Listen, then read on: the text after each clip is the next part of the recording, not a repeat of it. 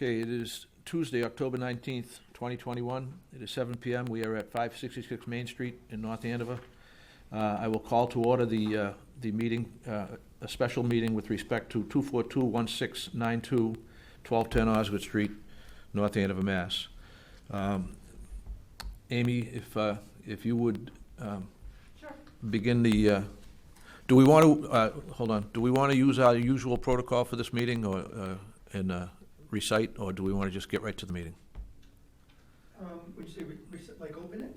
Like, Yeah. Pledge allegiance, sure. Yeah. Yes. Take a slide here. we're gonna, Take 30 seconds. we're gonna recite the Pledge of Allegiance, and then we will commence the meeting. I pledge allegiance to the flag of the United States of America and to the republic for which it stands, one nation, under God, indivisible, with liberty and justice for all. Thank you all.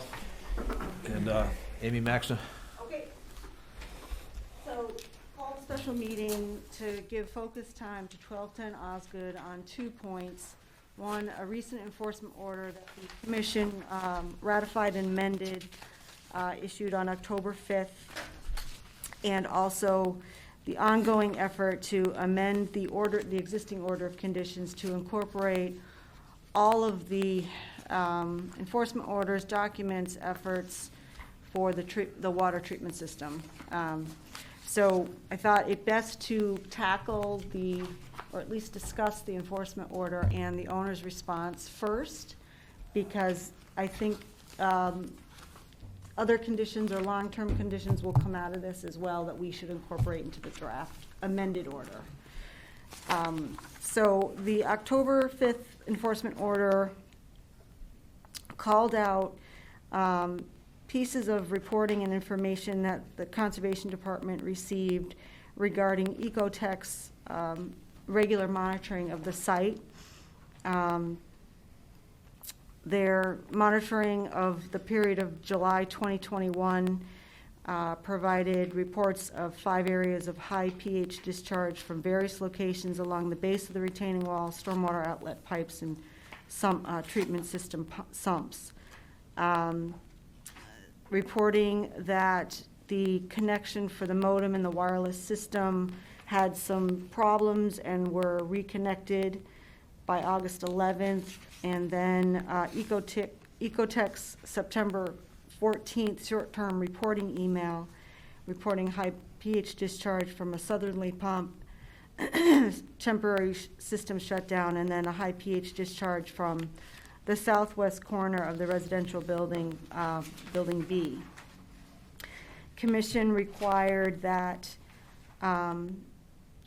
the owner respond to this enforcement order. You know, it had a list of questions for it, and by October 5th, and that the wetland scientist Ecotech provide a proposed sampling plan for the soils in the areas that experience the flow of high pH water. And also the initial enforcement order asked that the owner alert the residents of the seep out of the corner of the building, which they did. So further down in your packets, we have October 5th response from Jeff Brown, their general counsel. And I guess from this point, perhaps we could let Attorney Brown and John Henry from LRT respond, or at least review at a high level their response for the Commission's consideration. Is that all right? Counsel. Okay, thank you. With me tonight is John Henry from LRT, the supervisor of our water treatment system out at Osgood Street. I'll jump around a bit. One of the items that was requested in the enforcement order was to explain the change of ownership and the chain of command, so to speak. So I've done that in my October 5th reply, and to advise the board, a group called LIPT Osgood Street LLC purchased the property in May of this year. They were aware of the terms of the order of conditions. They were aware of the issues going on with the various enforcement orders. LRT, or better known as LaSalle, is a national owner and developer of multifamily properties across the nation based out of Chicago. LRT retained Princeton Properties to continue its management services at the site, so none of the site personnel have changed. I did provide the contact information for Peter Apocchio, who is the asset manager for LaSalle, Claire Collins, who is our regional property manager, and Jen Regan, who is our on-site property manager for any communications at whatever level they may be. So that's kind of an overview of the ownership and one of the requests of the enforcement order. Also explained in the October 5th in response to the enforcement order, I did explain LRT's continued involvement in the project even after the sale of the property to LaSalle. So LRT remains involved in the project in a number of ways. We retained LRT to train our staff to monitor information that comes from the system on a weekly basis. They visit the site once a week to observe the system, observe the electronic data collection system, physically go out into the areas, look at the sumps and everything of that nature. There is an electronic monitoring system that goes directly to LaSalle, and they prepare monthly reports, which the commission has been receiving to the best of my knowledge. So LRT remains, as it was before with Princeton and NRP, really the chief operators and monitors of the system.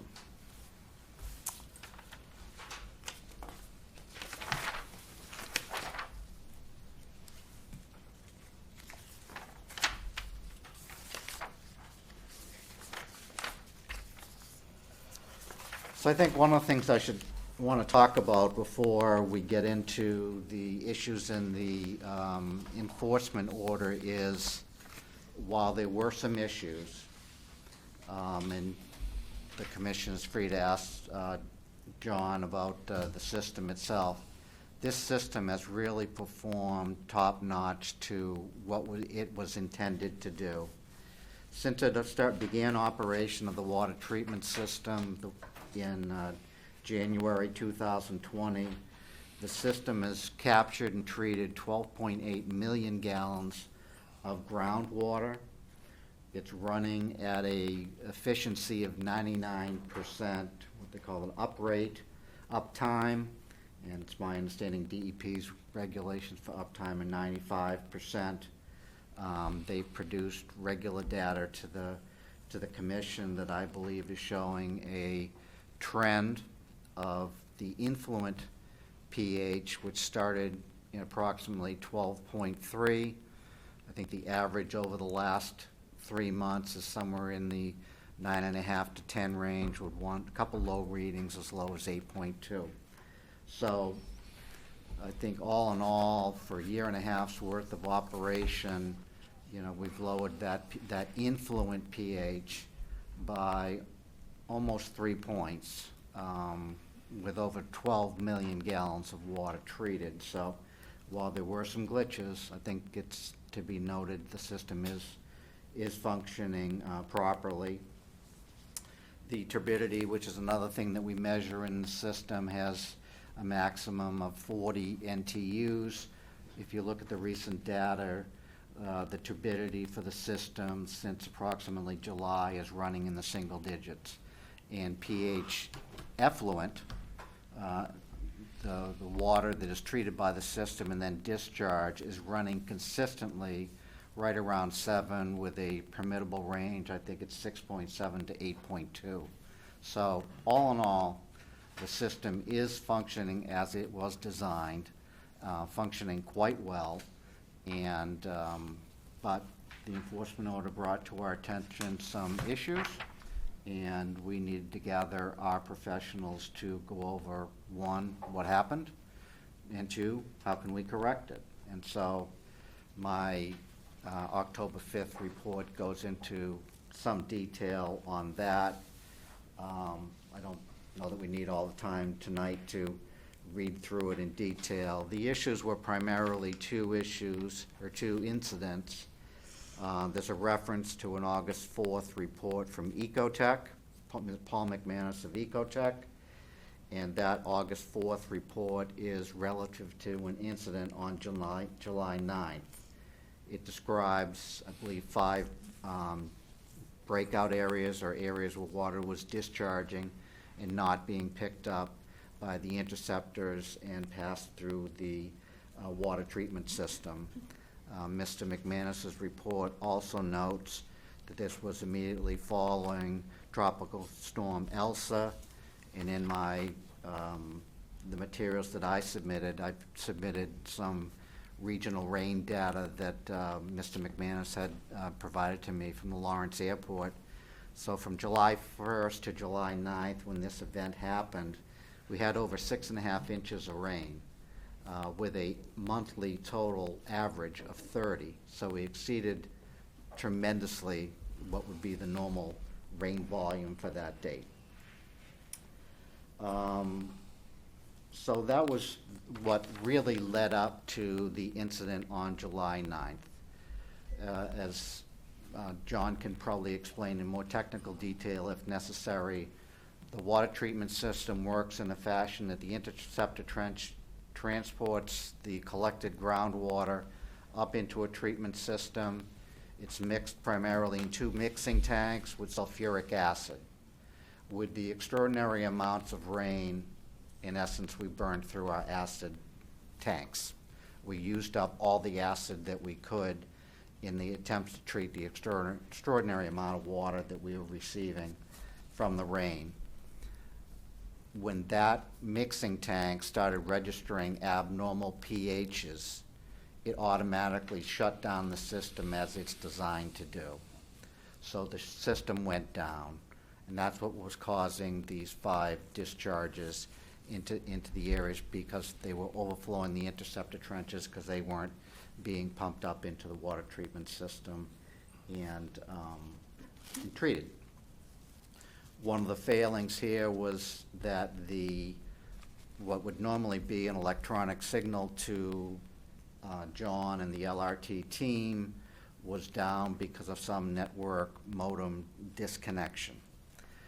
So that was immediately repaired within a matter of days, and as Mr. McManus reports, the pHs returned to normal. We're reporting pHs in the 6s and 7. The earliest he has is July 16th and 17th on his reports. So we addressed the system once we knew of its failure. We admittedly should have known sooner, but we did address it as soon as we could. So jumping ahead a little bit to what can we do to make this better in the future. And obviously we have reconnected the electronic monitoring system that shoots us a computerized signal to Paul and his team, and they get to work. At Mr. Manzi's suggestion, we also investigated and will install a more on-site audio and visual system that when we have a system shut down, there will be flashing red lights, there'll be an audible signal, and so our staff on-site or a resident, if it occurred early in the morning, could call our emergency staff, who could call Paul and his team in the event that such an event were to occur again. But the primary culprit here was 2 things. One, extraordinary amounts of rain going through our acid reserves, and the failure of the electronic monitoring system. So that's what occurred on the 9th. Those are our suggested remedies for that.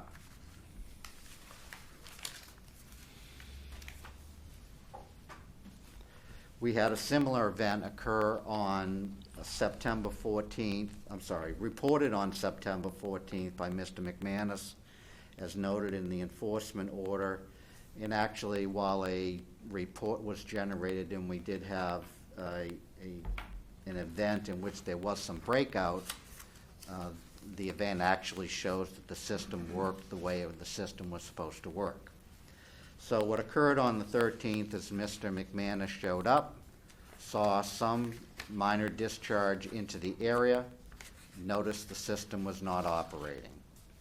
He went out to the system, found Jason from LRT at the system at that time.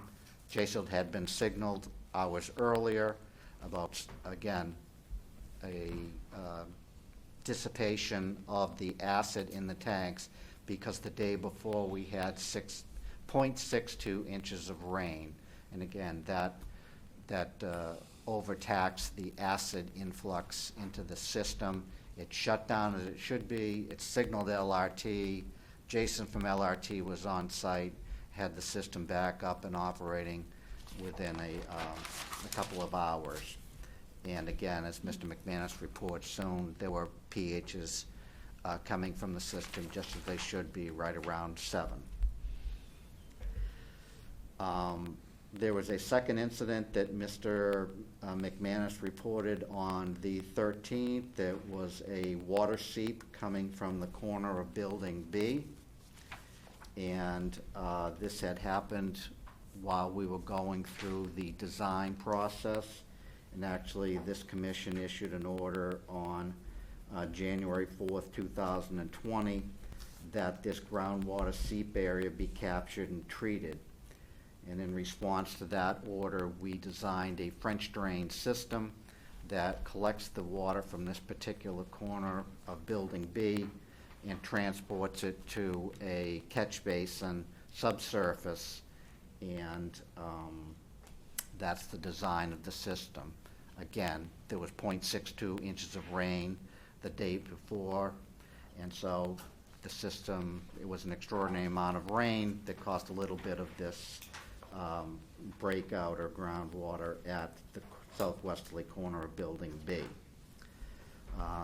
Talked to Joe Pesnola about what we could do with this, and at Joe's suggestion, we are going to bring the French drain and its processed stone fully elevated back up into the landscaping. Right now it has a landscape layer, then the French drain layer, so we're just going to bring the drainage stone right up to the full layer, to the top of the landscaping, so there won't be any potential that it could saturate in the grass and things of that nature, and it'll pass more directly down into the system and down into the catch basin.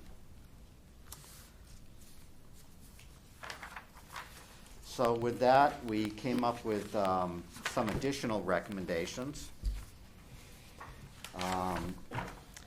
We have talked to Paul, John and his team, and we will increase their site monitoring to twice a week.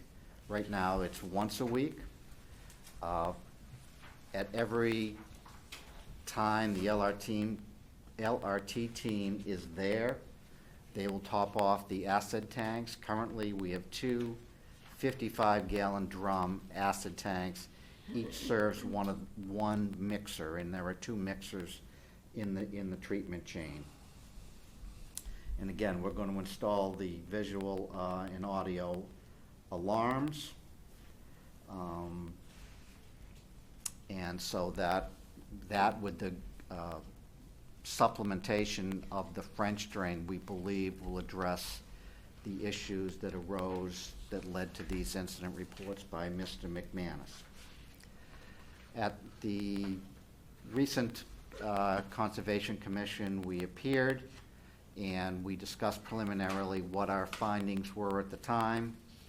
And I think at that time, Mr. Manzi mentioned the issue of these audio and visual alarms, an issue we took into consideration and will now implement.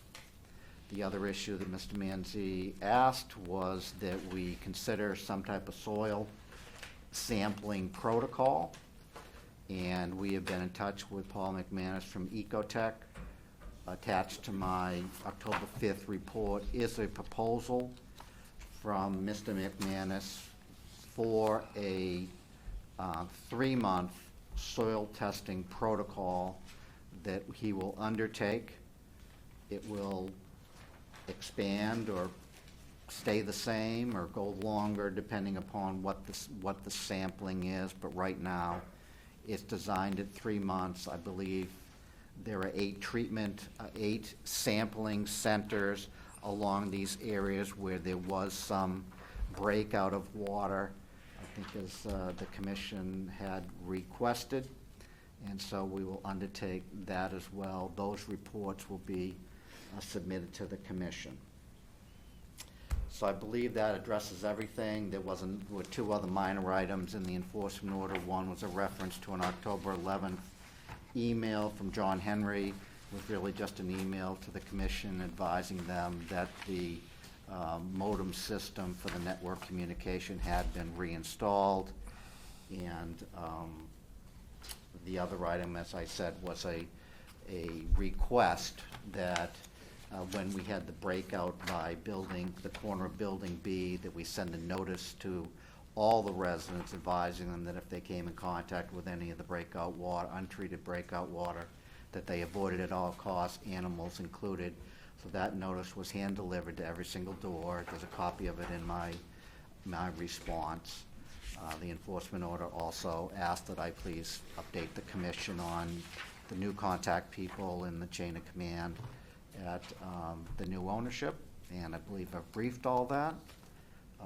Again, John is here if you have any technical questions. That's a layman's overview of what we had, but we did convene John, Paul Lockwood, Paul McManus, Joe Pesnola, so we really reassembled the team that helped design this system to get to the root of what went on here, what could we do better, how could we stop these incidents from reoccurring again, and at the commission's suggestion, some additional information about soil testing that can advise you as to whether there's been any impacts to the resource areas.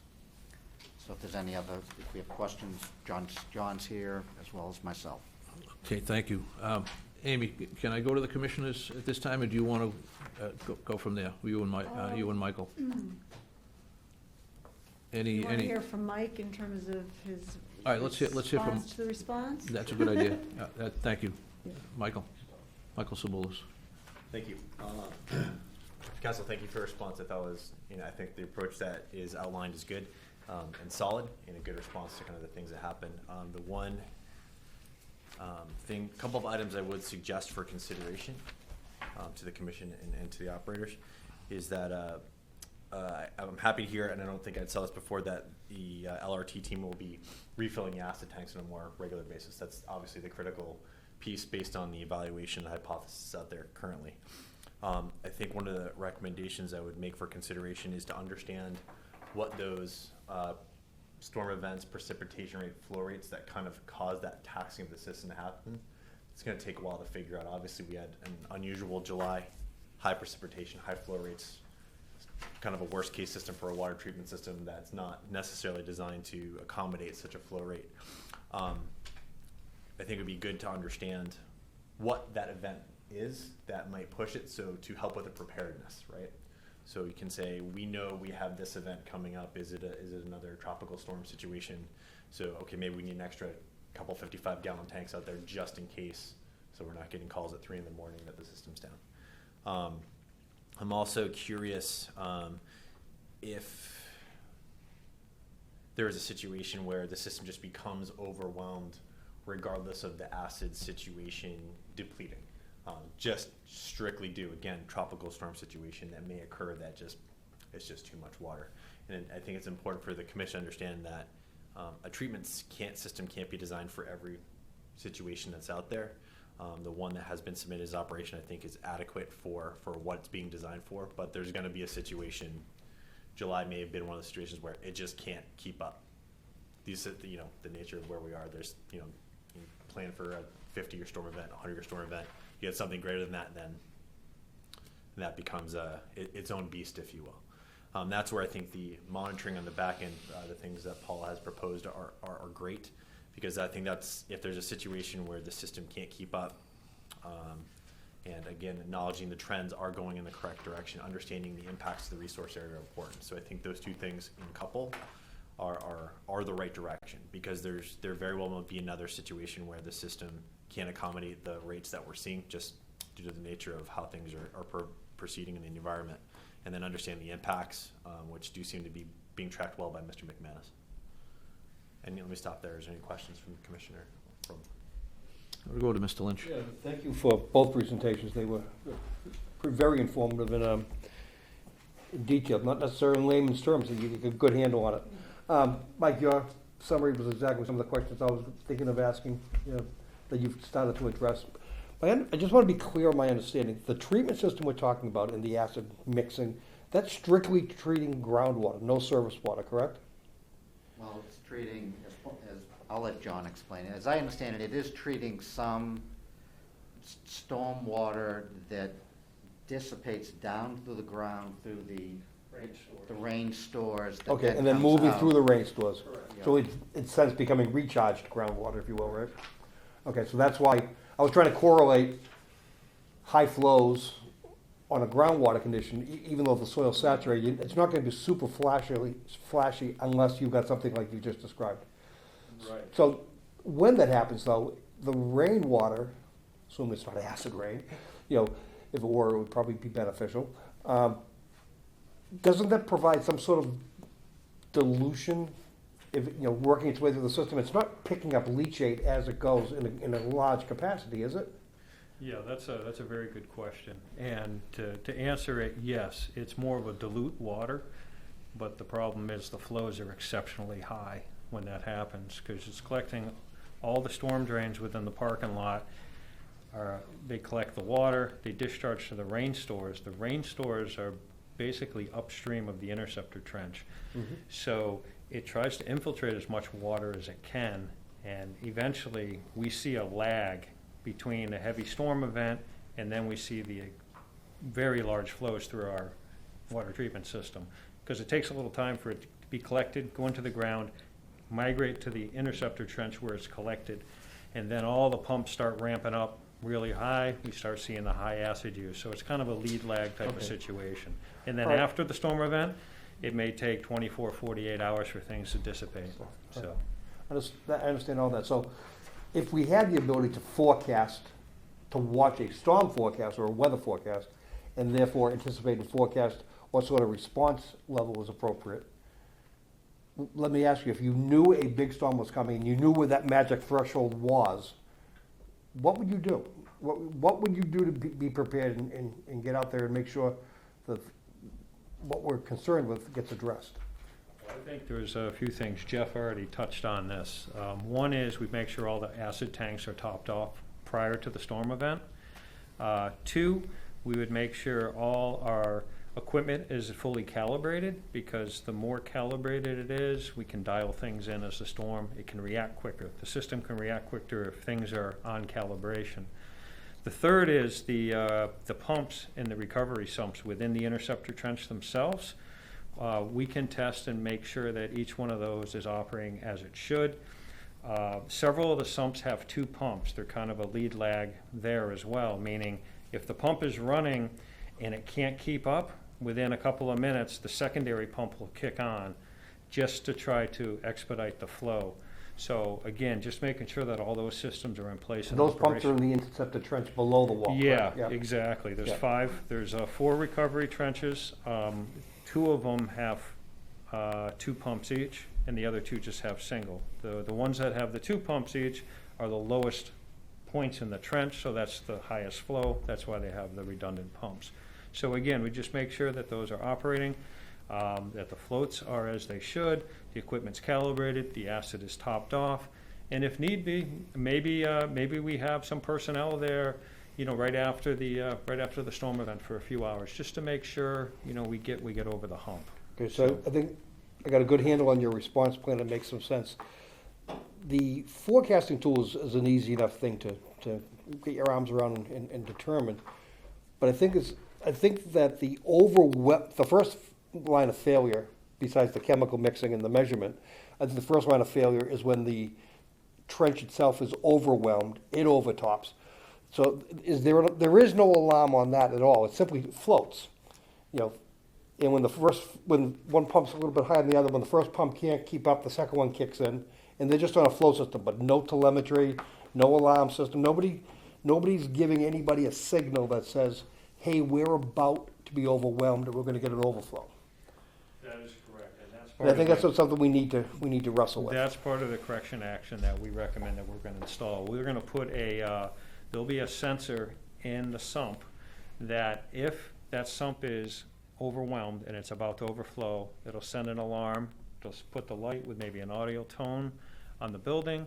We'll also get an alarm via the modem, so we can respond. And maybe it's, you know, at least if we have personnel there, maybe we can force those pumps in that sump to run as hard as they can. Maybe shut the other ones off or back the other ones off a little bit, just so we can collect most of the water before that overflows. So there's certain correction actions that we could do. We cannot handle too much water, meaning the system's designed for 200 gallons a minute. During some of these storm events, it could be thousands of gallons a minute. We would need to stay ahead of it, but that would be a very large storm event like we had in July. We haven't, at least what I'm aware of, I don't think we've had an issue other than minor blips that Paul McManus has discovered. I think him going out there is a key part of this as well, because he's another set of eyes when we're not there. So I think it's just a combination of things. And on the chemical mixing and the monitoring that's done, is that just simply a data logger? There's no telemetry. There's nothing being telegraphed back to an office somewhere. There's no SCADA system where It is a SCADA system. It is a SCADA Yes, system. It is a SCADA system, and we can log on remotely. It'll send us an alarm if something's not right, and then we can just log on to our computers and we can look, we can monitor and control the system remotely. So I can be sitting in my kitchen table and I can change things. Okay. But that's what I was when hoping the for. modem went down, we weren't even aware that the system was down and there was an issue. So, you know, that was a glitch. So Okay, I'm all set. putting the redundancy, I think that's a step in the right direction. Follow along the exact same subject. Does the system allow for the installation of additional pumps to be used as backups when you exceed the 200-gallon threshold? The short answer is no. And the reason being, if we wanted to exceed 200 gallons a minute, we'd need additional mix tanks to do that. Yeah. We can only mix and neutralize the groundwater so fast. So unless we had a very large tank, we're about capped at 200 gallons a minute right now. The reason I ask that is I don't think anybody in the room believes that we're not going to have rain events that exceed the limits going forward. It's just going to continue to happen. It's just the way it is. And I like the fact that you're proactive about it. I would like to ask you to explore that, if there's a way to just have an over-limit device of some kind when it exceeds the 200. Because the alternative is, once it's exceeded, we know that water is just going to be bypassed. And we'd like to not have it bypassed, because one of the things that's evident from the pH readings is that the pH readings are elevated during storm events and they decrease during periods of dryness. So in order to defeat the pH poisoned water to make it past the system, perhaps an over limit might be something that would work if it's possible to do so. And that was just an idea I had. I'm going to pass it down to Mr. Mabin. And Yes, actually, I was thinking the same thing, that at least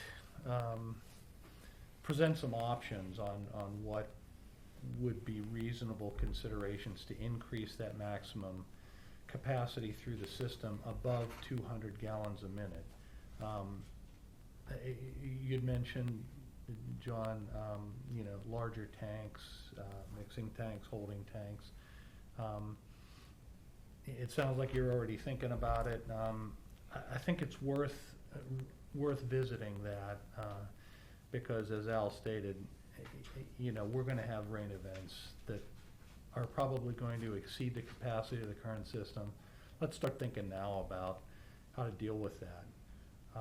And then beyond that, I just had a couple of common sense things that might actually help you as much as compliance. First is the acid. You've got acid in 55-gallon drums. I've worked in industry for many years, and I know that, I don't know what grade acid you're using, but I know that it's typically available in Gaylords. They call them Gaylords. It's about 300 gallons. It's sort of the size of a pallet. It's about 5 feet tall, about the footprint of a pallet. It's about, so you get about six times the capacity you would get with a 55-gallon drum. That might make it a lot easier for you guys to maintain your acid supply. Okay, so worth considering to keep up with things.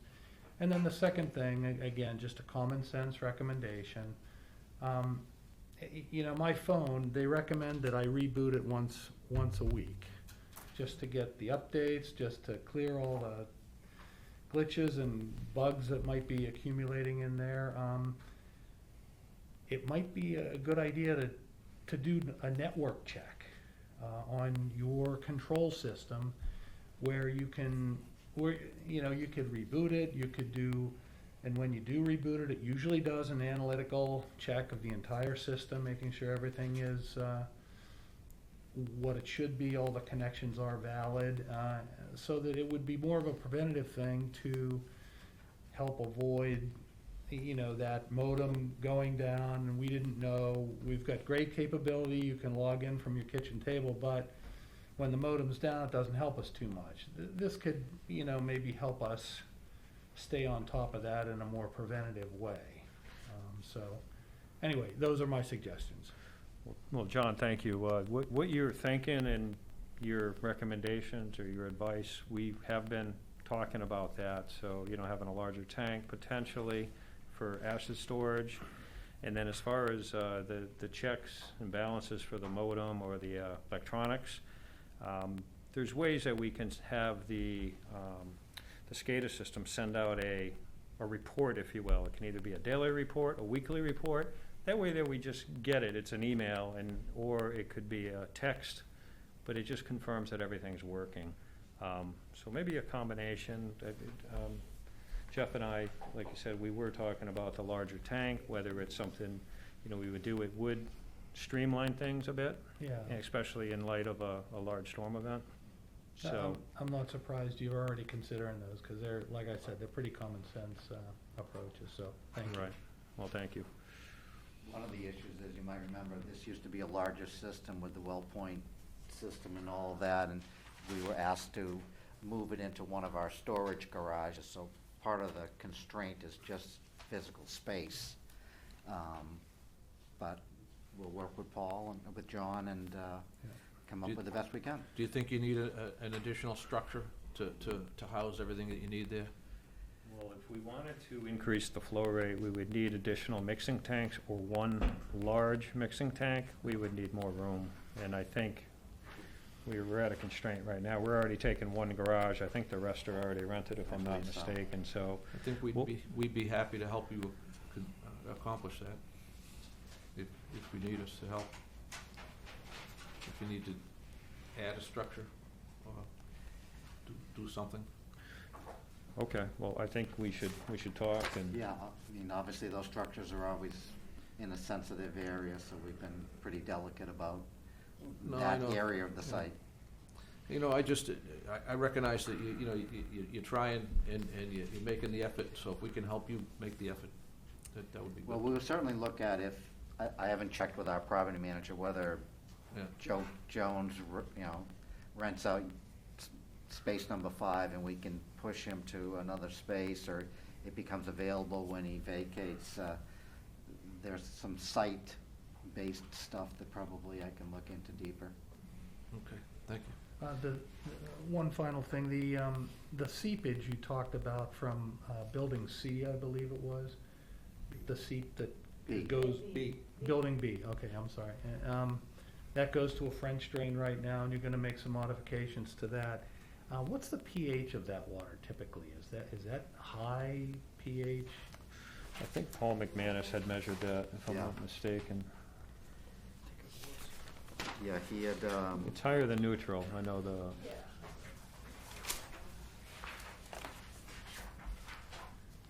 But with a French drain, that seepage would just go through the stone and then percolate into the soil. yeah, Okay, so that's very high. yeah, that French drain is connected to a, kind of a drainage structure, and it goes into the rain stores. So that rain store, you know, subsurface infiltration system, Yeah. so it gets infiltrated back into the ground, which is upstream of the interceptor trench. So that higher pH water goes into the ground, flows towards the interceptor trench, gets captured and treated. So that's the whole design intent of that French drain system. So it eventually gets diluted with the infiltrating water. Correct, and it gets captured by the interceptor trench and treated and Does then that make- discharged. Make sense, Mike?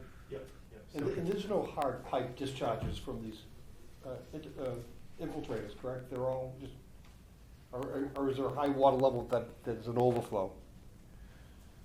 I'm sorry, I don't think I understand your question. The infiltrating chambers would oftentimes have a capacity to try to infiltrate the water into the ground. Right. But when they can't keep up, if water builds up and there's an overflow system Yeah, that's piped to something. that's a separate system, correct. That's an overflow pipe. Those penetrate the retaining wall. There's various overflow pipes for those, for the rain stores, and those will overflow during a heavy rain event. So is that overflow out of those pipes is certainly, I'm gonna guess, is contributing to the overburden in the trenches? I mean, is there a way to put, I have no idea how much freeboard you have inside those infiltrators, but can you gate those off, and you valve them off so the discharges stop and you don't overwhelm your pumps? And just use that as underground storage under your parking lot? Well, the problem is that storage has a limited capacity, so it can take Seems a like it's got more lot. capacity than the trench, which is what we're Yes, concerned with. but again, it can only hold so much, and that's why they do have the overflows, so you're not backing up the water into the parking lot. They will fill up to a certain amount, and then they will discharge directly out an overflow pipe that comes out the retaining wall. And those generally do not flow. I think we monitored that for like a year, and there was really no flow, but July, they were flowing, and probably August, and maybe even now they periodically flow. But generally, it's after a heavy storm event, so it's mostly rainwater that's coming out. So the pH, it might be slightly elevated, but it's not a pH of 11, so. I'm all set. Sure. It just sounds like, you can monitor all you want, but it sounds like that the collection system and the treatment system are just undersized for the rain events that we're seeing these days. And I can't think of any other solution other than what's already been talked about to try to correct that problem. But just as a question, so the amendment, is it really just wrapping up all of the corrections that we're putting together into an amendment versus an enforcement order? With the exception of this enforcement order that we've been talking about. I haven't really. Yeah, with the exception of this. Well, yes, but also, the amendment to the order of conditions, we should be considering everything. We should be considering additional bonding if the commission feels that's necessary to ensure the maintenance and operation of the system. And any new suggestions that have been made to be incorporated into the order.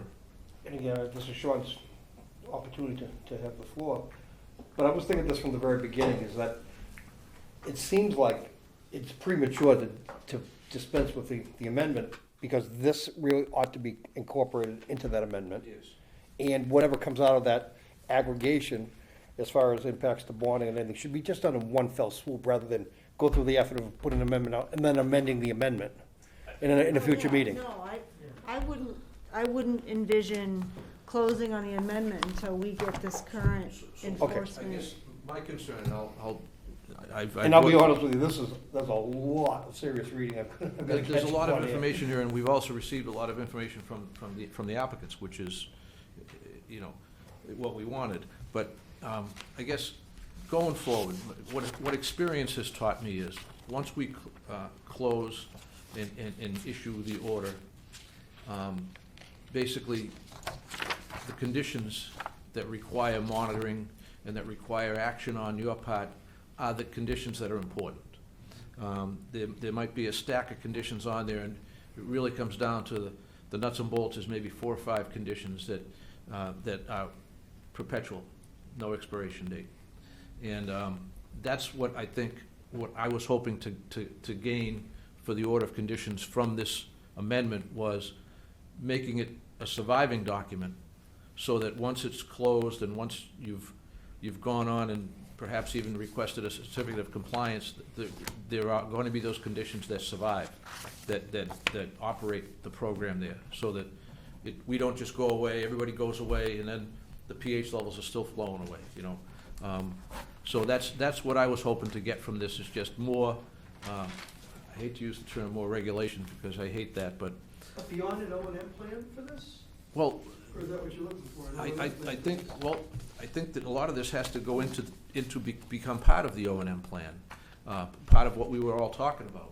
Council suggested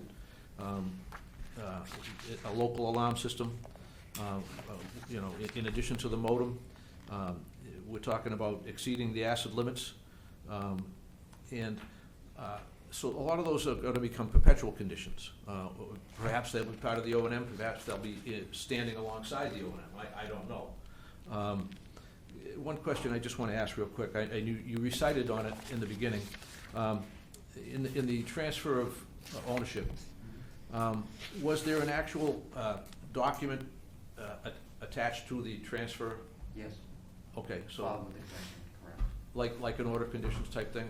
I think it was called an appendix A or. Okay, so that was executed at transfer? Oh, yeah, Okay. at the end of our, Yeah, our appendix. yes, Yeah, I just wanted, yes. again, yes, I don't like to assume it, I like to hear it. no, we have it on No, record. Okay, thank you. Yeah, No, that's- just so we're clear on that simply acknowledges that they've seen the order of conditions. Right, The amendment doesn't exist yet, right, so they haven't seen the amendment. Exactly. So they have a new buyer who hasn't seen the amendment. They obviously, I would hope, obviously, has knowledge to all the other things that have been accumulating over the years and the efforts put forth yeah, to make this resolve itself. Right. Yeah. But on the same token, it's going to be obligating some entity right, to carry these up perpetuity, I don't know, but for some extended period of time, Well, there's gonna be an effort needed to be carried out. we and set a goal. Someone has to Okay, do it. We're gonna set a goal. We're gonna set, what I think we should be doing, I should rephrase that. We ought to be setting a standard, a goal for them to achieve. And we say, when you've achieved this goal, right, on that day, then you're in compliance, and, you know, except Right. for the O&M plan, right, you know, business as usual.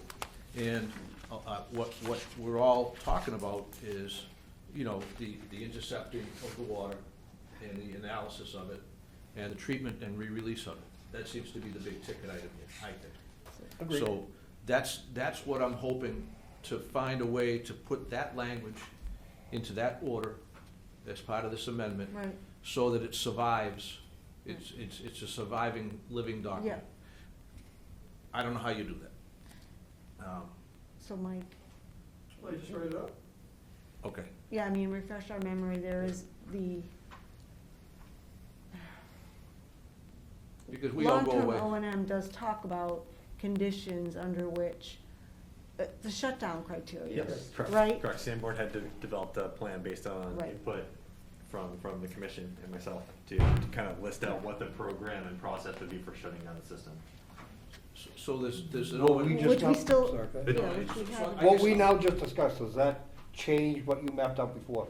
Or is it simply Shouldn't. established a new, it's the same thresholds, it's just a, The same threshold, which I believe, if I recall correctly, was 8.3 over a period of time that I don't recall. And then proving that out for, I think, a series of months is Okay. the requirement. And once that bar is crossed, they can shut down the system. okay. So that has been laid out. It should be revisited, since I think when that was last reviewed, to your point, Council, like the other well point system was still in play and shutting down with that, which we've already done.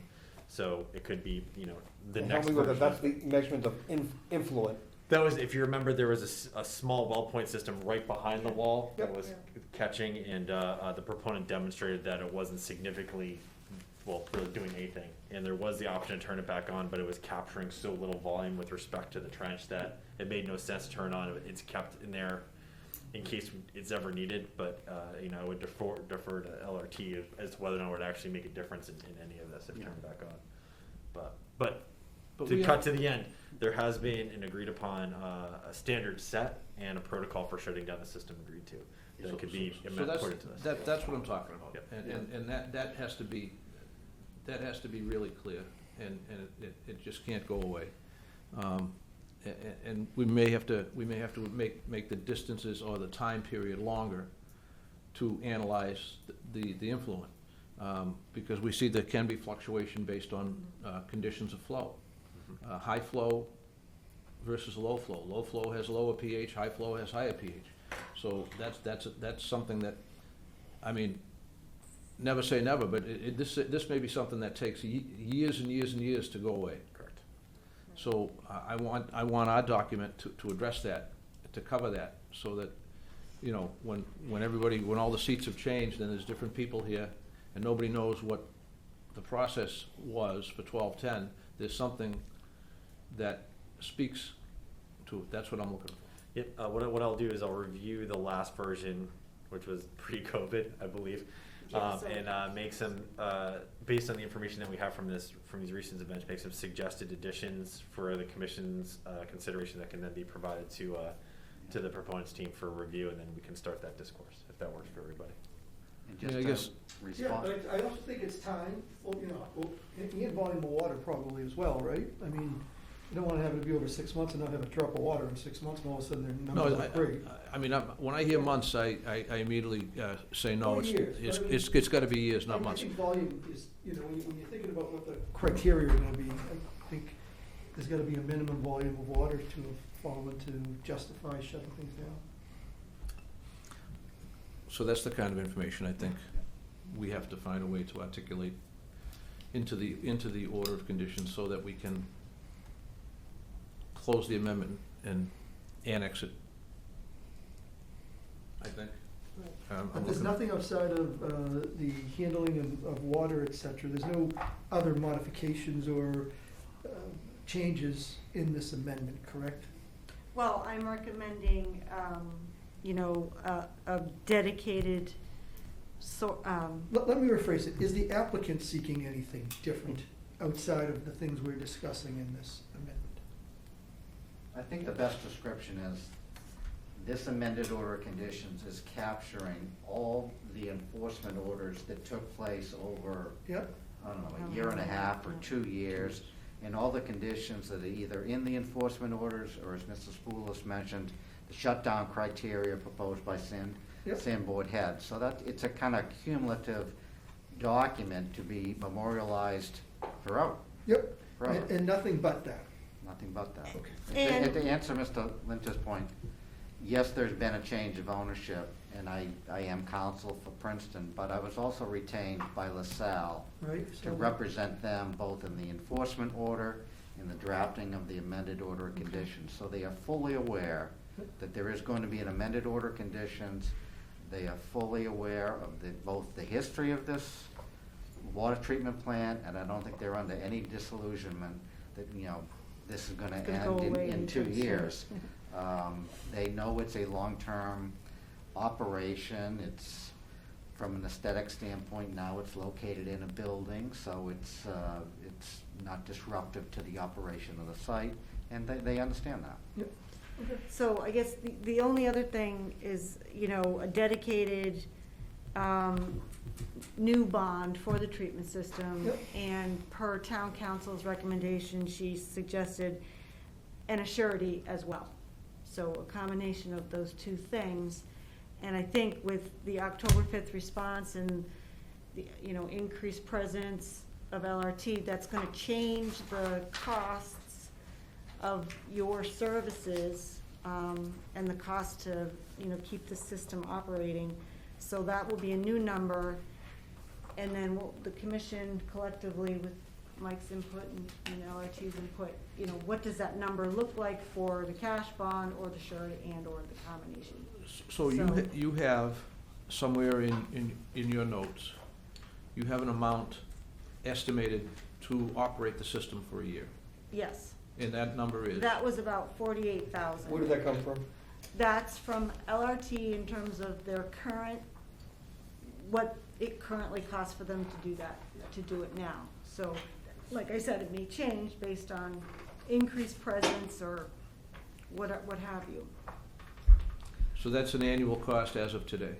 Yep. As of today? Including chemicals, that's our annual, or month, we did it on a monthly basis Yep. and Yeah, and annualized then it out, so that's yep. our.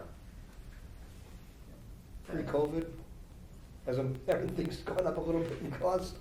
I think. I'm being facetious. I don't know. There's a smile on the face. As well as mine. Yeah. We did the best we could. Also, Amy and I spoke, obviously, we're gonna begin soil sampling. There may be something that comes up through that protocol that you may desire be implemented for a longer period of time, or it's not implemented, or it's adjustable. So that's gonna go on for 3 months until you actually see some soil sampling results. So I don't think we're gonna be able to do this overnight. So are we not ready to talk about the bond then? I don't think so. We're not ready? No, but just know it's coming. Well, I think we knew that it was based Well, upon cost. it makes me feel better that it's based on some input from Oh, yeah, the applicant absolutely. themselves. Well, yeah. that's really the only way we can do this, is to have the people that are actually doing the work say, open up your books, what are you spending? What is this costing? And then we can understand what we need to secure to protect the town's interest going forward, that's all. I understand that. I That's guess all I'm we're just- looking for. I hadn't read it, but I'm a little confused about the cash bond and surety bond if you're just addressing one issue. I was just gonna say, what I'm trying to envision is exactly how that's broken down. What we really need to do is make sure that the effort is carried out for as long as it's necessary, the abstract. I Well, don't know how long that is. That's what I'm So talking we have a cash amount, which I think carries you for a year, about. 1 year. right? But then the surety should be, some insurance policy that you're paying a premium on, but not the full face value of it. And I think that's what the bigger number is. Is this and we take a stab in the dark, is this a additional 3 years effort? Is it a $150,000 surety bond? I don't know. And that's what I got to wrap my head around. And it is exactly what you talk about, it's whatever exceeds. And we're not a big fan of surety bonds, but under this circumstance, I actually think it's a good vehicle. A surety bond is a good idea, and the town could get the protection it needs, and we wouldn't be taking that much cash away from the Yeah. operation. So, I don't know. It's a big operation. Plugged it in. I mean, if you're looking at $48,000 a year just for the operation and maintenance of the pumps, how many years do we wanna? This development is investor owned. There are no condos, there's no association. Yeah, there's no association No, I that know, we have to but worry at about. some point, if you had to go All get right. that money, would that be enough money? $250,000. Yeah, is a $250,000, the question is, not to be trivial, is a $250,000 enough money to operate this site if everything goes wrong? So, operating's one 'Cause thing, what- operating's one thing, but fixing something that's already gone wrong after the fact is a different thing, and I don't even no idea what that would cost to go in there and clean stuff out and do that kind of cleanup effort. And it's intended solely to be a performance bond, it's not intended to be anything more than that. We already do have a performance bond on file. Surety, not performance. No, we have a performance bond of 30-something thousand, Mhm. which is cash, right? Yeah, So the 48,000 would be on top of that.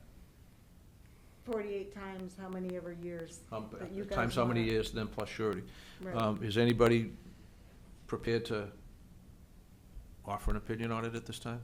In other words, the $48,000, how many years should that be? How many years at 48,000 should we secure? And how much additional surety should we secure? Oh, To I threw it out maintain- there a minute ago, so I'll do it again. Now, I think it's reasonable to require at least 1 year cash, an additional 3 years of surety. So Now, that's just a starting So point. Sean's suggesting 48,000 plus 250,000 surety. So that takes it That doesn't sound 6 years. like enough. That doesn't sound like enough to me, but I just, I mean. We all know that the cost of construction and the cost of labor and the cost of everything, we understand that, and we're sitting here trying to speculate what it is. Well, I'm thinking maybe the length of time, more so. How many years, let's go backwards. How many years should we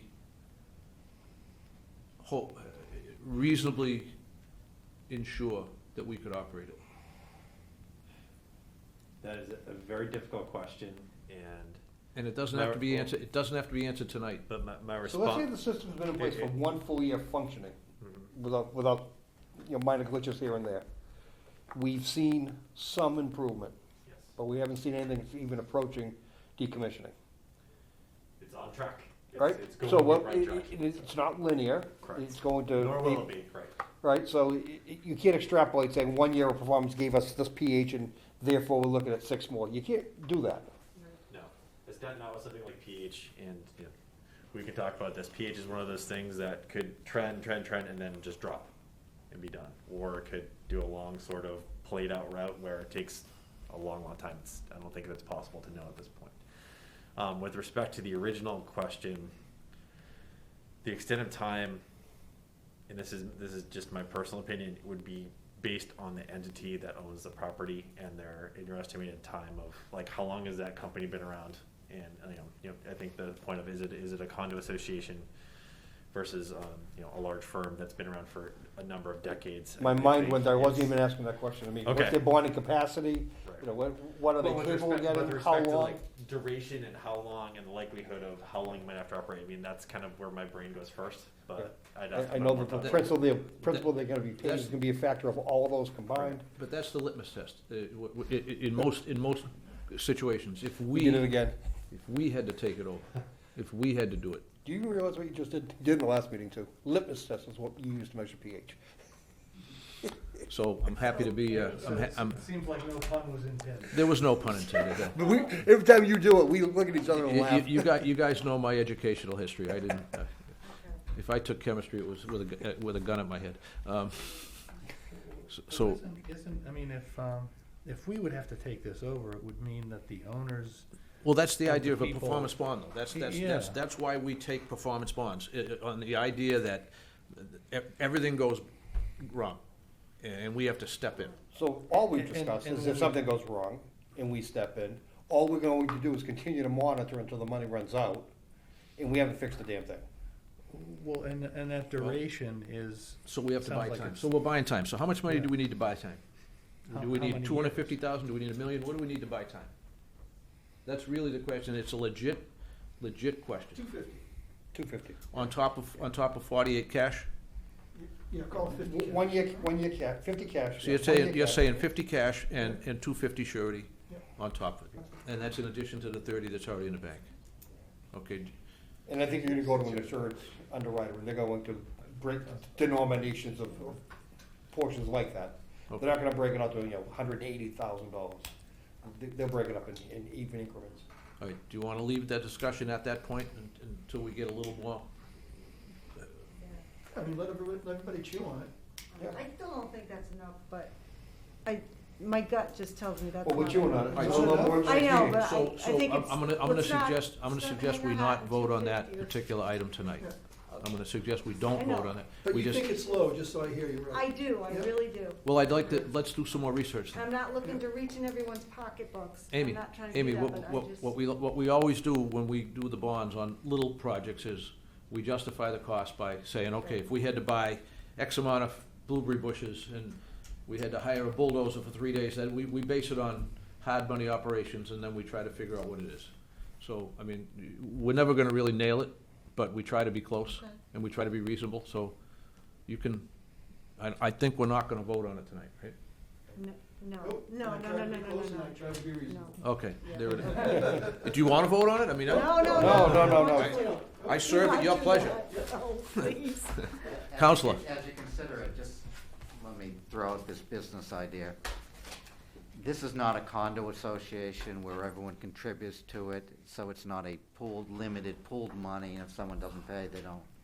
This is a national organization that owns 192 units, probably leveraged 60% loan to value. So in order for them to fail, they've got to, fail on their financing, and they have the rental income of 192 units.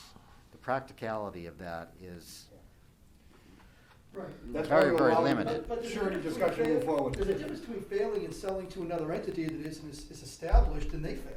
Well, no, being in the business for 30 years, only large national firms like this are buying 192 units in this economy. It's not gonna be sold on mom and pop operation, 192 units. I mean, that is rented out almost fully. It's a large number. It's a large Attorney, number. I completely agree with you. If it were not for the strength of the company, I don't think we would even entertain the surety discussion. But given the strength of the company, we know that they're gonna have the capability I of think going it's out fine. and I getting mean, the surety is not going to shock anyone. No. It's asking them to post perhaps $1 million surety bond when the business logic of it would say there doesn't need to be that much protection, given the business dynamic of it, that it's not a condo. It's 192 people paying you rent every single month. It's not a condo association. So let me ask you this. Based on the back and forth we've had tonight, there was some, you told us some things that you're doing that we liked, and we made some further suggestions going forward. Jack had an idea on bigger tanks for acid. So may I suggest you just get back to us with further information on what you may do with regard to the new suggestions. There were some suggestions from Mr. Sabulis as well. And Yes. we go from there. Yep. I don't feel that we have to settle this tonight. No, I think when Amy and I spoke, we knew this would be one, as you can see, it's several pages long. There's a lot of reading to be done. So, It takes some work. so then Yeah. the suggestions that were made, if they're possible to implement, if it's possible. I heard some that are, and I heard some that are hopeful. So given the fact that the meat of this is gonna be the reason why we had the special meeting, we haven't Yeah. gotten into the meat of it yet. I Right. think we still need to convene another special meeting Absolutely. to Well, dispense with this. I think it's best. Well, Not that's my tacking it opinion too. onto I our can't be doing this agenda. in a general no, meeting. way. This is not something that should be at a general meeting anymore, based on, just as long as we stay productive, Right, no objection. right. But it will not happen during the World Series. And when you say the meat of this, we're really just talking about the language itself. Yeah, Yes.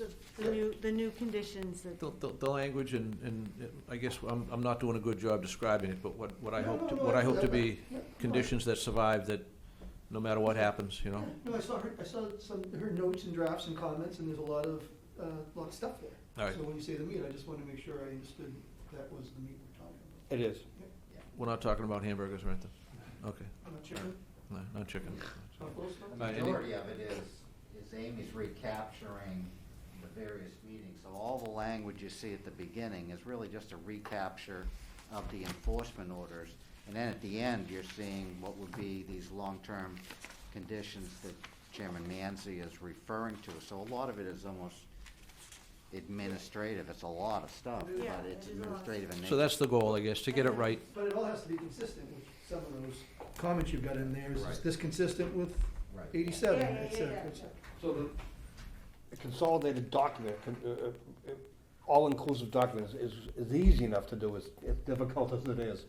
How about the plans of record? I mean, is there a need to publish a new record drawing? Are all of the submissions and reports and everything up to this point, are they all simply incorporated and rolled into the record? when you say plan of record, you mean, Like the infiltrator trench Yeah. is not on the record drawings. yeah, But not it's part of really, the- not part of really. enforcement. Not the plan set, the big plan set, no, I mean, we have, sketch sheets and excerpts and annotated plans, so it's, So High as we're five. digesting this, we might wanna Yeah, start that's thinking a good about question. what really ought to be shown on the record drawing. Yep, There are references in that to plan sets that have been submitted and been approved, so Yep. it wouldn't be hard to develop what would be new plans that are submitted with the amended order of conditions. Okay. So if we could take some of that yeah, I time. mean, right, it would be to point to one master plan set that's got, Again, we've already recorded the amended order of conditions with the master plan set, but I Yeah. don't think there's anything prohibiting us from Or- recording new plans or Right. supplemental plans right, with this set. Well, there's the possibility that you may have to modify or add or do something with a structure to house the acid and to house the stuff that you need. We talked about Yeah, I to think- help operate the trench. I think the only thing that makes sense is finding that next garage space and making it available, extending that structure. You know, you're running into setback issues, we have a special permit, I think that sends us back to planning board, the planning board or ZBA, park- whoever did parking, it, because we're, space. but I think it can be done But other ways. that's an important thing that's gotta make it to the final as-built drawing. Yeah. Because that's something that I think is gonna be part of the perpetual condition is the structure that you use to operate the whole system. The structure that we currently use is shown on the plan set. But I heard you say it was not sufficient. I'm just saying, when you're asking to add, we're in a garage space. Yeah, I get it. So if you say add a big mixing tank, we don't have a ton of space that we can do. Well, it was a good suggestion. If you can't do it, I No, understand. no, but I it was- think we could possibly take over the next garage space, but that doesn't mean a new structure. Right, We right. just take over a garage. Occupy something that's already within the footprint, but Footprint, not add something outside the footprint. Okay, I get it. All right, Yep, I'm good. And then the last element of that would be anything that's abandoned or versus decommissioned, you know, what happens in the trench in the end on the other side? We just said Yeah. we abandoned it in place, Yeah, walk away yeah, from it, or that's a do we good ask them to point. restore something? You know, Yeah. what are we expecting there? I think we're gonna see that trench keep running. I think for a we while. leave it. I think that- I don't see Yeah, that we- trench, I don't see that But trench you know, shut down for a long those time. types of things we should be Yeah. thinking about, what actually gets physically dismantled. At the rate that the pH is dropping, if you extrapolate that out into years, how many years is it gonna take that pH to get to where you want it to be? Mike's not gonna answer that We don't know, It's not That's- linear. Gotcha. If I could ask one more question of the commission and the proponent. I, from prepared, I believe, was submitted an updated kind of notification, sort of. Table of triggers? Right, Oh, table of okay. triggers, if you will, that says. On-site people that are on-site that might be Right. on call? Certain situations which would warrant communication to the commission in a 2-hour event, one day. And I believe I added a bunch of kind of, here's your example situations.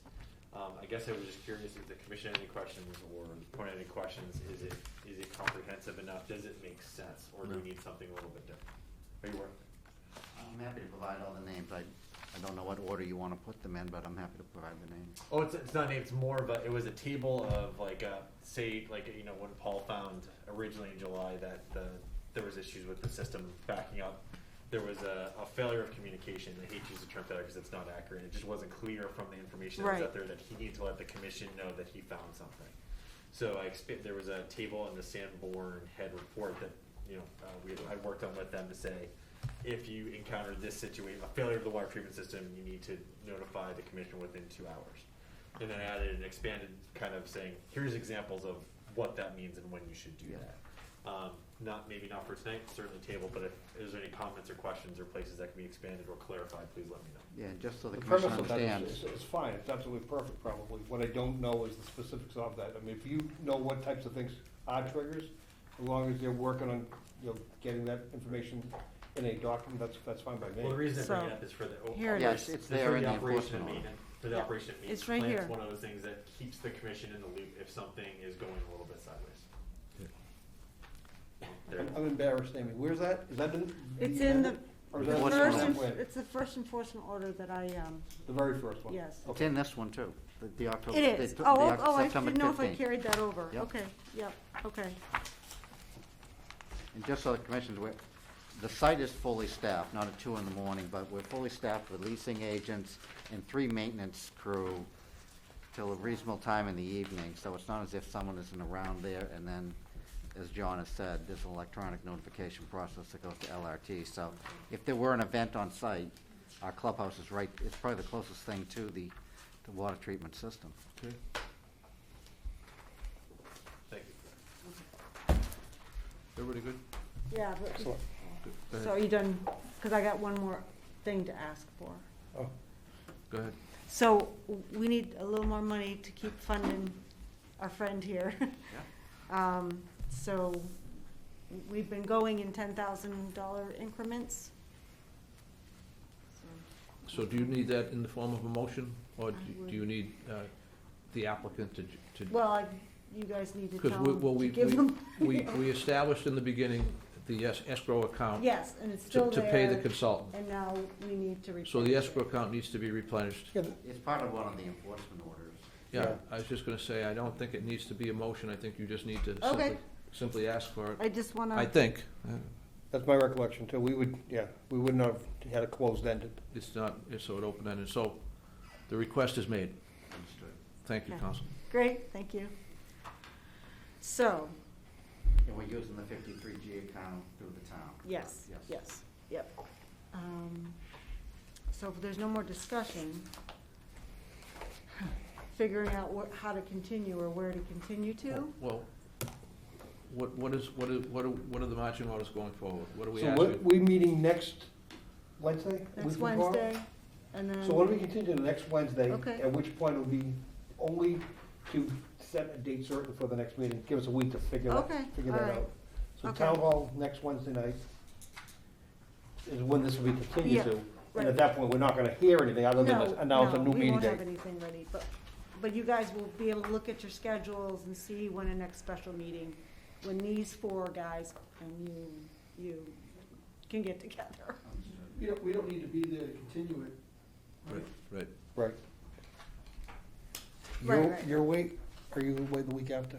You're here next week? So, You need a quorum. You're not here. You need for a the quorum to November. continue it. Well, that's what I just Th- said. I this- just asked that exact question. actually, I think this may be a problem, Yeah. because I may not be available for the So- next two meetings. How about we just continue it to an arbitrary date in the future, and then between now and then? And post it 48 hours in advance. I think, yeah, it would have to go into December, because, So you're not gonna hit your first soil samples until Yeah, late November. yeah, right, so we okay. should actually continue this to the December meeting. December meeting? Yeah, The regular December meeting? yeah, because I can assure you I We only will have not, one meeting in December, right? there's only Right. one meeting in December, so that would be the one. And, I know I'm out of town on the 29th, and I know I'm out of town in November. Okay, so that's December 8th is our regular meeting in December. December 8th. So moved. Day that we're living in. I have a motion and a, Second. all those in favor, December 8th? Okay. So December Opposed? 8th will be to set a new date for a special meeting. No, I think December 8th is gonna be the meeting date. Well, that's a regular scheduled meeting. That's a regular meeting. That's a regular meeting day. That's not a special meeting. So we'll just look for, I guess we'll just look for a status update on that date, Okay. a status update, and then if we're able, we would set the next special meeting from that. Okay. Okay. Okay. Great, thank you. Move to Thanks. continue till December 8th. Second. Sean. Motion and a second. All those in favor? All right. Aye. Aye. Opposed? And that is unanimous. We are continuing to December 8th. Okay, motion to adjourn? So moved. Second. All those in favor? Aye. Opposed? And we are adjourned.